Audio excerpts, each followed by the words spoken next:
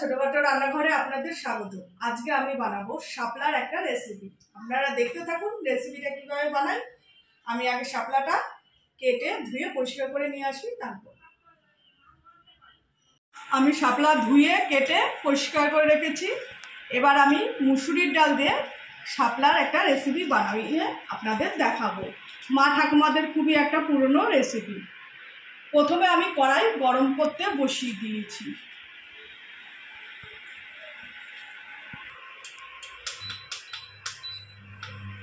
কড়াই গরম হয়ে গেছে, দিয়ে দেবো পরিমাণ মতো তেল।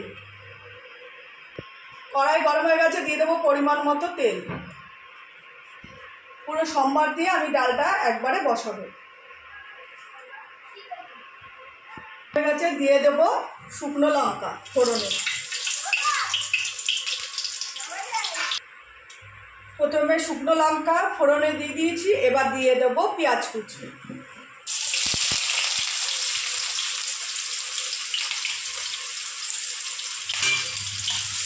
পেঁয়াজটা একটু হালকা লাল করে ভেজে নেব।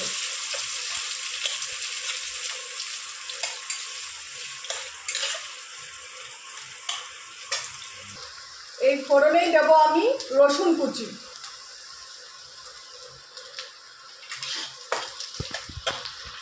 রসুন আর পেঁয়াজটা হালকা লাল করে আমি ভেজে নেব।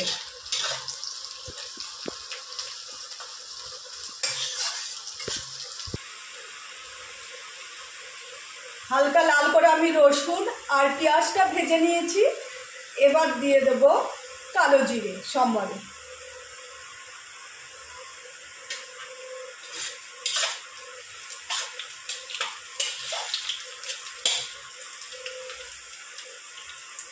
এবার আমি ডালটা অ্যাড করব। এখানে 150 পরিমাণ মুসুরির ডাল আছে, এই ডালটা আমি দিয়ে দেব।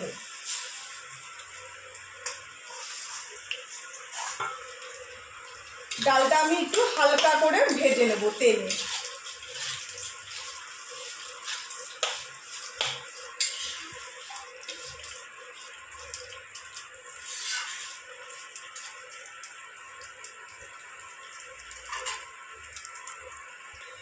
এখানে আমি পরিমাণ মতো লবণ অ্যাড করব।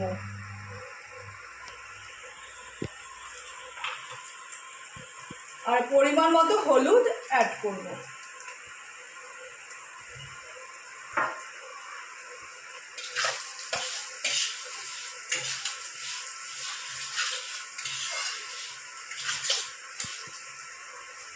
এখানে 150 গ্রাম ডাল, তাই আমি পরিমাণ মতো 2 বাটি জল অ্যাড করব। এরকম সাইজের বাটি আমি 2 বাটি জল দেব।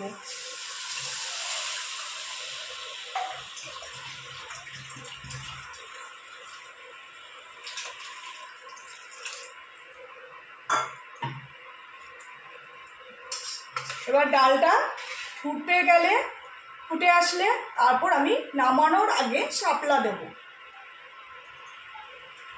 দেখুন ডালটা প্রায় সেদ্ধ হয়ে এসছে। আর 10 মিনিট আমি সেদ্ধ করব। ডালটা আমি ফাটা ফাটা করে রান্না করব, বেশি ঝোলা ঝোলা করব না, ঘন ঘন করে রান্না করব। তাই এরকম অনেকটা সিদ্ধ হয়ে এসছে ডাল। এবার আমি দিয়ে দেবো শাপলাগুলো। ডালটা আমি ঘুটবো না।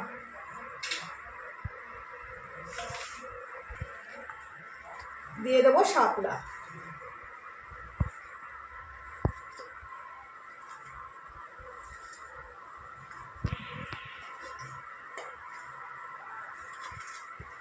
খুবই একটা পুরনো দিনের রান্না। মা ঠাকুমারা এই রান্নাটা প্রায় করে এসছে, তাদের থেকেই শেখা।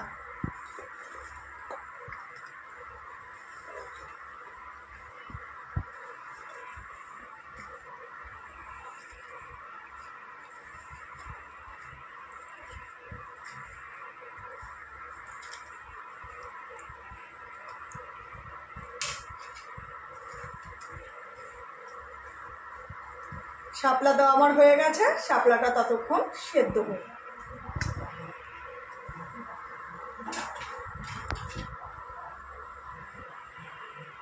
5টা কাঁচা লঙ্কা চিরা,